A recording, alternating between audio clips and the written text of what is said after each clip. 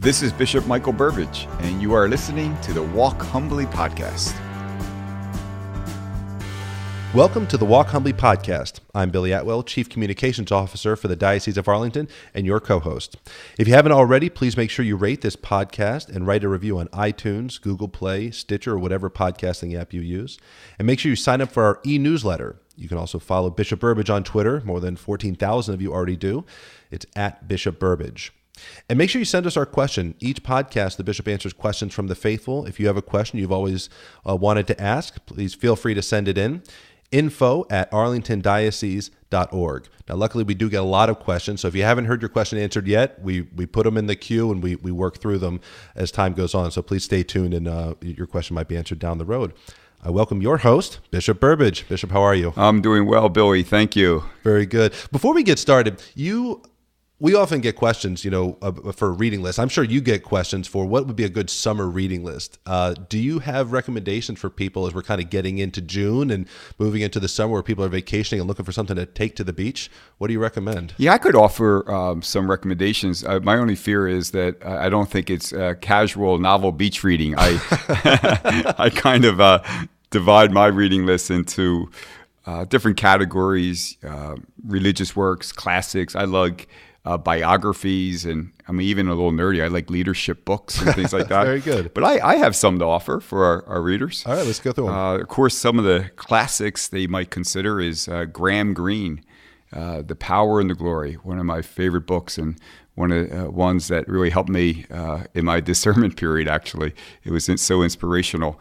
Graham Greene also wrote a novel just for the fun of it, which I think is the only novel he just wrote for the fun of it, called Travels with My Aunt. So that's a read, also might be worth it. We have Mere Christianity by C.S. Lewis, of course, and Orthodoxy by G.K. Chesterton. So they're like classics. Yeah, those are staples. Right. I love biographies, and Joan of Arc by Mark Twain is really a great one. There's a great biographer, Ron Chernow. I think it's pronounced Chernow. And if you look at his biographies on Grant and Hamilton, I think the Hamilton, I'm almost positive the Hamilton biography is the one from which came the hit Broadway show. Oh, interesting. There's a great biography, a great writer, Walter Isaacson, on Leonardo da Vinci, which is, I think, also a very good read. There's a collection of wisdom from Fulton J. Sheen. It's not really a biography, a collection of wisdom by Alex Walkenstein. But here's a great biography, too. Maybe some of our listeners have already read it. Shepherd Who Didn't Run. It's about Father Stanley Rother, who is blessed, his cause for sainthood, from Oklahoma, who was martyred and actually went to Mount St. Mary's Seminary. Wow, that's interesting. I would strongly. What was that one again? Recommend Shepherd Who Didn't Run. Shepherd Who Didn't Run. It's really a very, very powerful book. And I have to plug two of my favorite authors, Bishop Barron, To Light a Fire on the Earth. Very sound wisdom and advice as he always gives, and Archbishop Chaput of Philadelphia, Strangers in a Strange Land, which is a pretty good analysis of the landscape as we are experiencing it. And Bishop Barron says, okay, well, here's what you do in this landscape. So they kind of go, in my opinion, hand in hand. Just novels to consider. The Ninth Hour by Alice McDermott. It's about a group of sisters. And Chasing Francis is a great novel, too, by Ian Morgan Cron, C-R-O-N. A great read. Very good. And there's a book out, too, that I have not read. I'm looking forward to reading. It's on my summer reading list. A President and a Pope by Paul Kenzer, which actually deals with the relationship between John Paul II and Ronald Reagan. So I've heard a number of my friends have read it. So fascinating. I'm going to make sure I read that one. And I got to plug some leadership books. I'm nerdy. I read leadership books. That's pretty. That's good. Of course, the classic is The Rule of St. Benedict. If our readers have never read that, I strongly recommend that. I love those books they're very easy, simple reads, very, very practical advice by Ken Blanchard, the 1 Minute Manager, those type of leadership books. And if you like college basketball, you have to like college basketball to read this one. It's by Jay Wright of Villanova, called Attitude. And it tells the story of the season in which they became the champions. But within the book is some really practical advice that could be provided to any organization or entity or anyone involved with leadership. So that's just some recommendations. There you go. There's something for everybody in there. Okay. Recent case that just came down from the Supreme Court involving the Colorado cake baker. The Supreme Court ruled that the Colorado Civil Rights Commission operated with animus when they attempted to coerce a cake baker to bake a custom wedding cake for a same-sex couple for their marriage. While the ruling seems fairly narrow, it doesn't seem like it would necessarily apply to all similar cases. It has been heralded as a victory for religious freedom, and it's one that a lot of people, especially Catholics, have been looking for. What was your reaction when this case came down? Well, I do. I think it's exactly that. I think it's a victory for religious freedom, confirms that people with sincere religious convictions should not be forced to violate their faith. This is a basic tenet of freedom, as we know.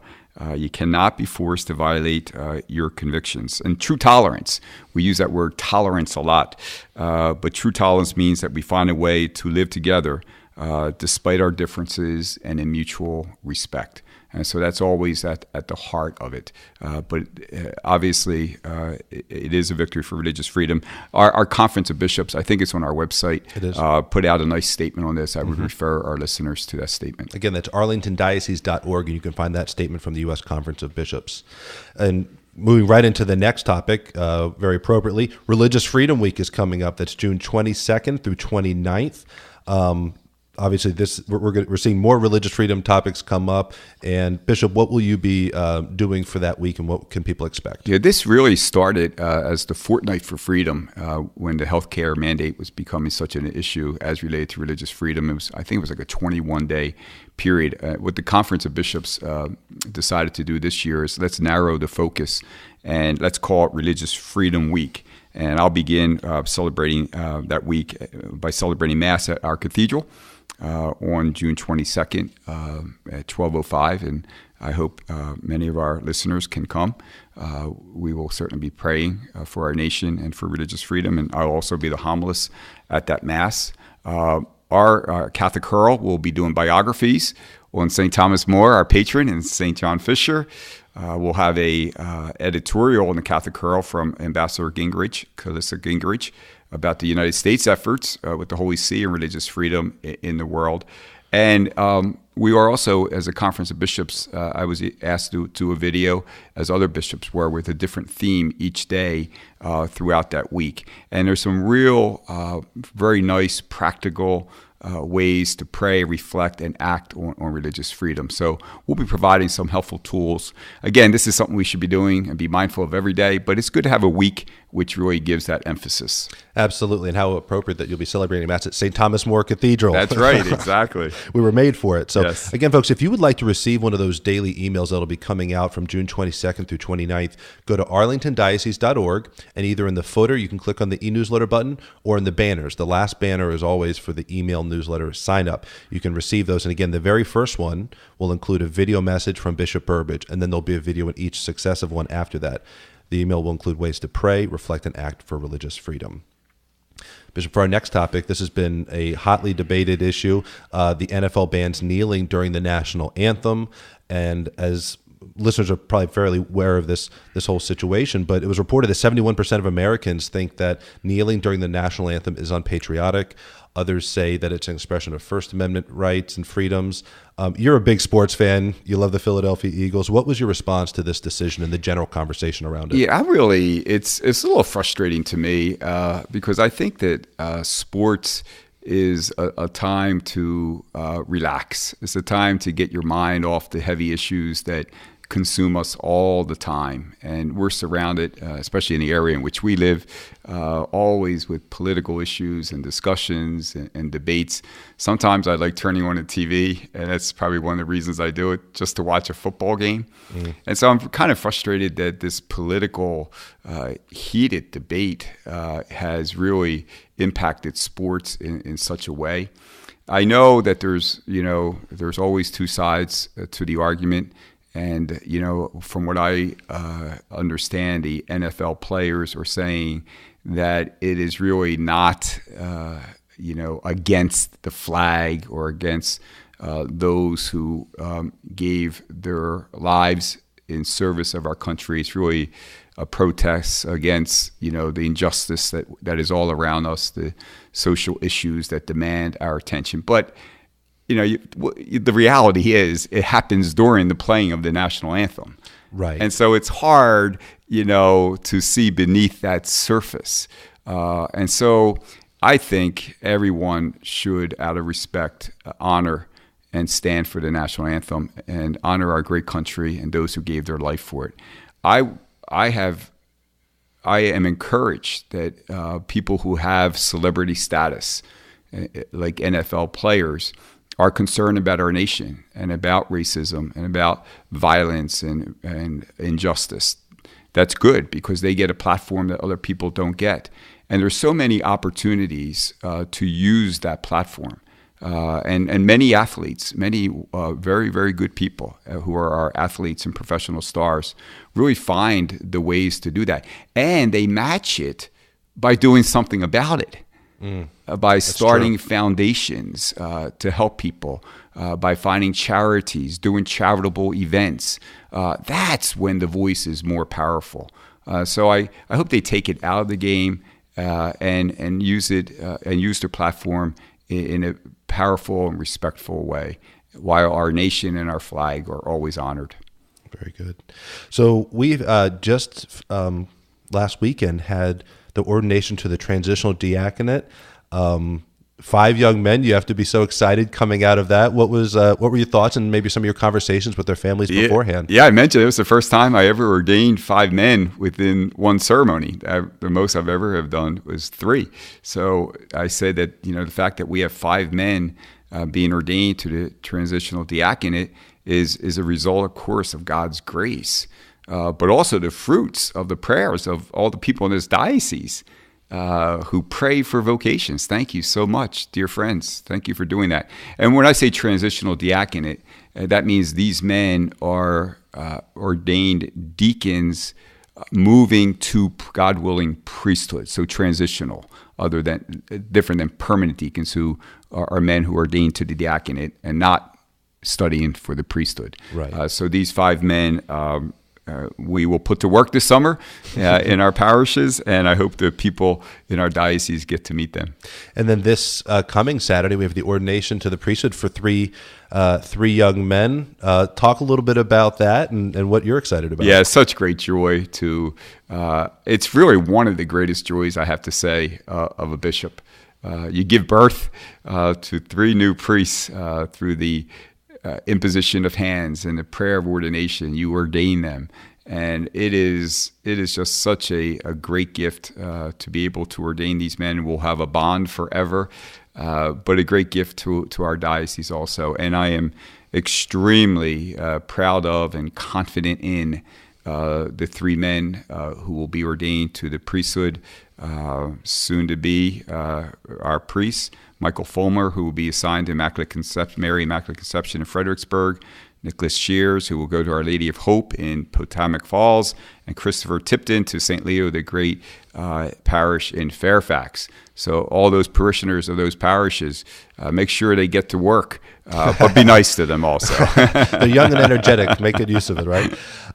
When you think about, so these young men are transitional deacons, are going to become priests this Saturday. When you look back on your own path to the priesthood, what do you remember most about that time, that transitional time into the priesthood? Yeah, well, it's something, I was blessed, as these men are, with just great formation and training. But I guess like so many of our listeners in their various professions, as much of training you have in the classroom and through books and reading, there's nothing like the real experience. And no really institution can prepare you exactly for everything that you might encounter. You have to go and do it with always support and guidance around you. But I guess what I remember the most is, you go forth as a newly ordained priest and you see yourself that way. I'm a newly ordained priest. I'm just starting. Well, the person who knocks on the door or sees you outside of church, they don't know if you're 1 year ordained, 5 year ordained, or 10 years ordained. You're right. The priest, and all of a sudden that hits you very quickly. Wow, it has begun. Yeah, it's a huge responsibility. It's huge, and but you get going, and you hit the ground running, and you seek support and guidance from mentors and priests who are a great example. But there's really not very little time to start thinking about it. You just have to start doing it. I remember one time I spoke with a woman just after her son was ordained.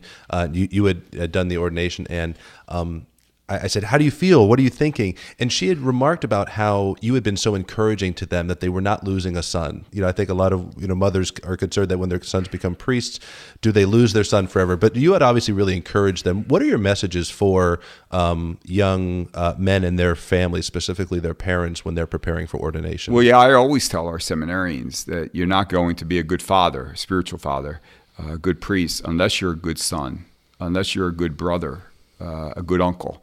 These are relationships, special relationships, God, and you have to carry them out and remain faithful and true. Just like someone who gets married, now your priority and the one to whom you're giving your life is your bride and family, so it is with the priest. But you never neglect those other relationships. And in fact, they've been the source usually of the support and strength that helped you to get to this day, and you have to continue to rely on it. But I also encourage our parents. Now, you are part of a bigger family. You're part of a diocesan family. You share in the great fraternity that your son joins. And they come to realize that very quickly. They get involved in the life of the diocesan parish and even the parishes to which their sons are assigned. And you had mentioned the parishes that these young men will be assigned to after their ordination. When you're looking at a young man who has not been a priest before and you're looking at the possible assignment, what do you take into account in deciding that first assignment? Well, the church makes it very clear what the bishop must do in the first assignment. It's critical. His first assignment is absolutely critical. And the priority is not so much the size of the parish, but rather the pastor. Who is this first pastor that you are assigning this young man to? Is it someone who gives the good example, who has the ability to take the time to mentor and to be patient and to guide? And so all of our men are going to such wonderful pastors, which also happen to be in very significant parishes. So when the two come together, significant, I mean, in the size, in the need for parochial vicars. So the two are really coming together beautifully. Very busy, active parishes that need young and priests filled with zeal, matched with a pastor who will also be able to be an example mentor.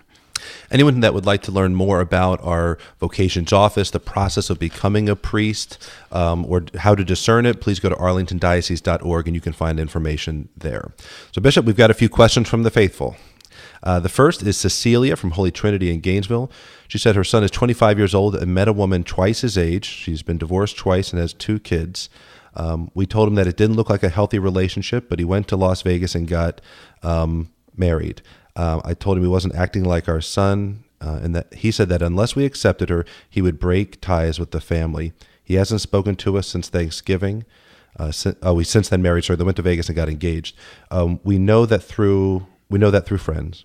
Were we wrong in not wanting to meet her and accept her? I have asked God for forgiveness, but I would appreciate some guidance. Bishop, what would you say to Cecilia? Yeah, well, thank you. It's a very sensitive issue and sensitive question, and I know it probably weighs on Cecilia and her husband's heart very heavily, and on her sons too, I'm sure. It's always sad where an issue, a situation in life leads to families no longer in contact with each other. So that's always a very sad situation. It's a heavy cross for everyone involved, and so I assure the family and all of my prayers. I think that we always have to be able, out of love and concern for each other, to speak the truth in love, and to present, in this situation, what our concerns are, what our beliefs are, and what our convictions are, and not to water them down, knowing that it's only for concern. It's all only out of love. And then if that advice and those concerns are not accepted, it causes great pain. But I think you have to try everything possible to keep the doors open and not to allow the relationship within a family to be fractured so much that we're no longer talking to each other. And so we don't compromise what we believe, but we do compromise in a sense of what is it I can give here that will allow dialogue or relationship to continue. So I would think that if it is known that that her son knows that I understand this is what my parents think and believe, I'm choosing not to act that way, and we choose at this point to radically disagree, but we still have to love each other as parent to son and son to parent, and that may include the willingness to get to know the son's wife, because you're not condoning the action, but you're saying, let's try to do anything to keep the door open. And I would always encourage that, and I would always encourage entrusting each other in the situation to prayer and the guidance of the Holy Spirit. All right. Our next is from Leonard. We don't have his parish. Jesus never said women cannot be priests, yet the Church and the Vatican has decreed that women cannot be priests. Why is that? Yeah, and so we hear this question frequently, and I thank Leonard for bringing it forth. I recently read a response from one of the cardinal designates from the prefect of the Congregation for the Doctrine of Faith, and what he teaches is what has always been taught, that a candidate for the priesthood must be male, because it belongs to the substance of the sacrament and cannot be changed, since when the sacrament was instituted by Christ, it was imposed upon the 12 male apostles.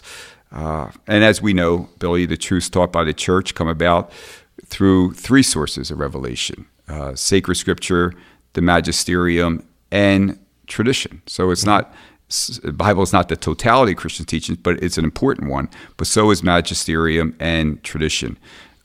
We spoke, Pope Paul VI, all the Holy Fathers. I'll mention Paul VI, John Paul II. Pope Francis recently spoke about this. Benedict, of course. The example recorded in sacred scriptures of Christ choosing his apostles only from among men, scripture. The constant practice of the Church, which has imitated Christ in choosing only men, tradition. And her living teaching authority, which has consistently held that the exclusion of women from the priesthood is in accordance with God's plan for his Church, tradition, and magisterium. Another way to look at it is that when the Father sent his Son into the world, he was human and divine, and as human has a gender. And in God's divine mysterious plan, he was created man. And so the priest acts in the very person of Christ. This is my body, this is my blood. He stands in the person of Christ as man, as Jesus came, was fully divine, fully human, came to us as man, the Son of God. I love what John Paul II says. He said, the fact that the Blessed Virgin Mary, Mother of God and Mother of the Church, received neither the mission proper to the apostles nor the ministerial priesthood clearly shows that non-admission of women to priestly ordination cannot mean that women are of lesser dignity. Of course not. Nor can it be construed as discrimination against them. Rather, it is to be seen as the faithful observance of a plan to be ascribed to the wisdom of the Lord of the universe. And how blessed are we always to lift up the dignity of women, the role that women play in the Church, and the fact that from the cross, Jesus gave Mary to be our mother, the greatest of all saints. Roger from St. John the Beloved in McLean says, since the Arlington Catholic Herald is a vehicle for communication and dialogue in the diocese, why has the letters to the editor section, a most interesting part of the paper, been dropped? I know that decision was made before I became the Bishop of Arlington, but I support it. I support that decision. I think people read the Arlington Catholic Herald to better understand what is going on in the church and to understand what the church teaches. We know from experience, and also, and I'm very happy that we did this because we've talked about this on previous podcasts. We did a survey of people about what is working in our social media, what's working in the Catholic Herald, and that survey only, I think it was 8%, was it? Yeah. 8% supported the idea of continuing opinions. There was only 8% support for opinions, and a lot of I read so many comments in that survey, literally thousands over a period of weeks, and there was a frequent call that there's a lot of speculation and opinion out there in the world, but they hope that the Herald can be a source where they learn more about what the truth is, not simply about opinions. And that was definitely reflected both in the quantitative and the qualitative, so what people wrote, as well as just the sheer number of people that supported opinion, which was only 8% or so. And Billy, there's other ways for people to share their comments and opinions with us. Maybe you could just... Absolutely. One, what we're doing right now, we are answering questions from the faithful that people email in, but we have social media accounts where there's very active dialogue. On Facebook, for instance, we'll post a story or an article about something. In that comment section will be a lot of dialogue. We always ask that it be respectful and appropriate and prudent, but there's a lot of people, and if they disagree with the church, we don't delete the comment necessarily. Again, if they're there in good faith, we want that conversation to happen. But I don't know if newspapers are necessarily places for dialogue. Typically, it's just a projection of news or information or opinion, and the faithful have expressed interest in seeing more. What does the church teach? What's going on? Being updated. But if people have opinions they want to express, we find social media to be a good platform for that. Yeah, and I know I benefit, and my colleagues in the chancery in the various offices, dedicated to specific ministries, whether it's Catholic Charities, youth ministry, marriage, family life, and all. We receive letters with people's opinions, respectfully conveyed, and often, which is very helpful, is not just an opinion, especially if it's something that maybe they don't disagree with or something that we think we can do better. Also offers a suggestion, a recommendation. I really enjoy receiving letters, as my colleagues do, like that. We'd like to commend the diocese for doing this. Have you ever thought about maybe doing this for that purpose? So all that kind of input to our listeners, and to Roger, who asked the question, that's always welcomed. Absolutely. So, Bishop, this is our last podcast before Father's Day. Do you have any message or thoughts for fathers before we close up? Yeah, well, first of all, thank you, dear fathers, for all of you who have accepted this beautiful vocation and strive daily to live it faithfully. Know that it is a gift from God, and one that you are to live to the best of your ability each and every day, but don't try it alone. Ask God to help you, to give you the grace that you need, and St. Joseph to intercede for you.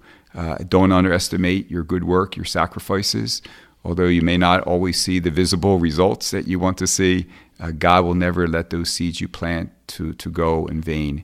And encourage you, dear fathers, in this very busy world in which we live, to try to find and make it a priority quality time to spend with your children. Certainly to listen to them, let them know what's going on in your life, and find out what's going on in their lives. And if you can find something special to do with them, an event or something you enjoy together, they're the memories that your children will never forget. So try to make space maybe in the summer for that kind of time. And of course, never forget that the biggest gift that you give to your children is every night before you go to sleep, you entrust them to God's care and God's loving embrace. Happy Father's Day to all of you. And would you send us off with your blessing? Yes, and we ask God's blessing upon our fathers, upon all parents, and upon all of our families, that with God's help, we will continue to be what our church and what our world, what they both need more than ever, and that is happy and most especially holy families. May we strive towards that goal each and every day as we walk humbly with our God. Thank you for listening to the Walk Humbly Podcast. Make sure you check out more episodes on iTunes, Google Play, and Stitcher. You can follow me on Twitter at Bishop Burbidge, where I offer spiritual reflections each morning in the gospel and share photos and updates of what is going on in the Diocese of Arlington. Stay up to date with news, event information, inspirational content, and more by subscribing to our e-newsletter at arlingtondiocese.org.